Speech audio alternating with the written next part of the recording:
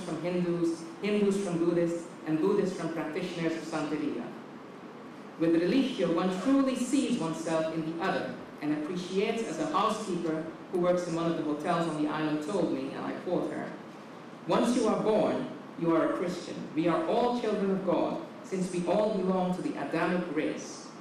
This woman, who had enjoyed very little schooling, made it clear to me that she understood that every human being is an Adam, a being thrown into the world, a being that must carve out a space in life for him or herself.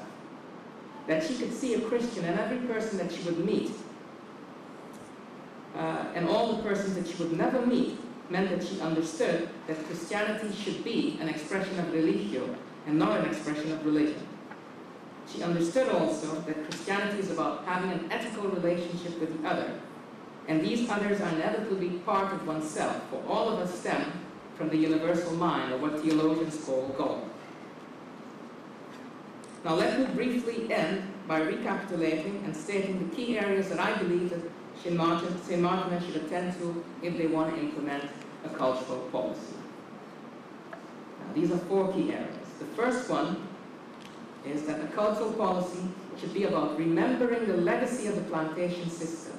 It should make young and old St. Maarteners aware of the horrific outcome in the Caribbean and elsewhere of the evil that can come about when men and women judge their worth by the color of their skin, the size of their pocketbooks, and the trinkets they possess. Much of the crime amongst youths, I believe, is due to the legacies of the plantation system and the ideas that still remain. Secondly, a policy that celebrates St. Maarten's core cultural values should enhance the recognition that from the earliest days of colonialism, due to the plantation system, St. Maarten culture contains traces of Africa, Asia, Europe, America, and Australia. St. Maarten is thoroughly creolized and in a continuous state of creolization. Furthermore, since St. Maarten has been modern before the term modernity came into fashion, people should know that it is they that make culture, in the here and now, and therefore they are not captives of the past unless they want to be captives of that past. Thirdly, the Culture Department, in conjunction with its partners, should deepen the understanding that since the advent of mass tourism on St. Maarten, this island is a global island, populated by globally oriented people. In this deepening, the disgruntled few among the locals should be brought to the recognition that their ancestors who toiled the lands for free, those who did not have the opportunity to educate themselves and to own anything except their bread, for instance, that they would be proud of what they've achieved up till now, and it's for them to achieve even more in the future. Lastly, a cultural policy, if it is drafted, should pay attention to making St. Maarteners aware that Christianity should be in the realm of religio and away from the realm of religion. This realization would further the multi-religious tolerance on the island and influence persons practicing other faiths to see their beliefs in a transcendent power as expressions of religio. Now I'd like to end this presentation with a quote of Father Charles. Father Charles is a Catholic priest on the French side of the island, who I spoke to a lot whilst I was on this island doing research. And one of the days I asked him what was he playing Bob Marley's One Love during a Catholic Mass. And this is what he responded. "You are wondering what a Catholic priest is doing, singing reggae music during the Sunday Mass. But I tell you, I'm afraid of the man who only reads one book or listens to only one kind of music. Such a man is even more dreadful if he lives on a tourist island such as ours. That would be an intolerant man, a destructive man, a man that points his fingers to his countrymen as well as to the tourists. Such a man would forget that God made him a man and he would want to behave like an angel. Now I tell you, a man that tries to behave like an angel turns out to be a beast. St. Maarteners should not engage in such reckless behavior. St. Maarteners should read many books and listen to many different kinds of music. Become more universal because they are living on an international island. I think Father Charles has said it well, for St. Maarten is an international island who, due to the 3 sources of culture, has an international way of life. This internationalness, to me, is the core cultural value that St. Maarten should celebrate and nourish. Thank you very much.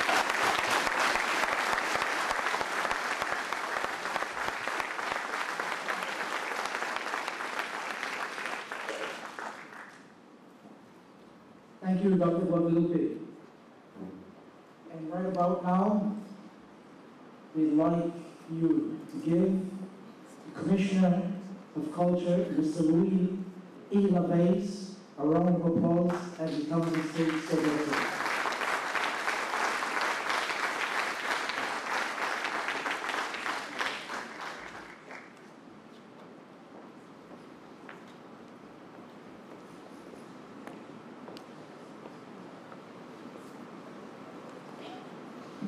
Good night.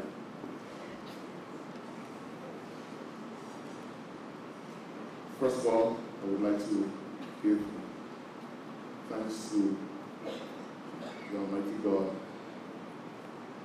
And I would want to thank all of you for showing the interest in coming out here this evening for this very historic occasion.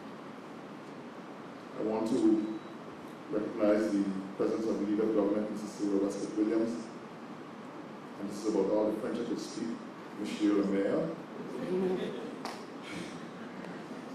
I've just seen Council Lady Benedicta Arundel walk in the room, so welcome. And I also want to recognize the UNESCO representative, Ms. Ekmeyer,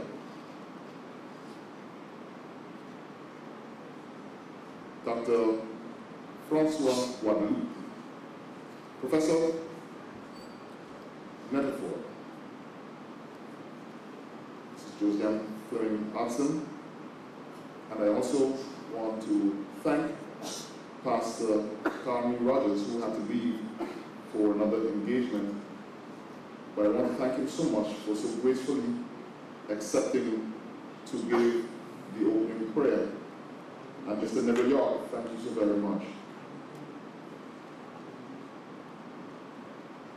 I believe I missed someone, Mr. Alder, Mr. Alder. Knowing me, I'm going to stick to this prepared statement. This cultural summit brings us together to map out a plan, a policy plan with respect to our nation's cultural diversity and the St. Maarten culture and heritage. The discussions in the coming days will be about how well we work together as one people from many different backgrounds. It is about promoting inclusion, participation, access, respect, and communication in shaping our future with respect to our social, cultural, and economic development. It is about encouraging acceptance, respect, and communication between people of different ethnic, national, religious, cultural, and linguistic backgrounds. It is about promoting notions of cohesion and commitment to St. Maarten in the way we shape our future. It is about ensuring that people from all backgrounds have thorough grounding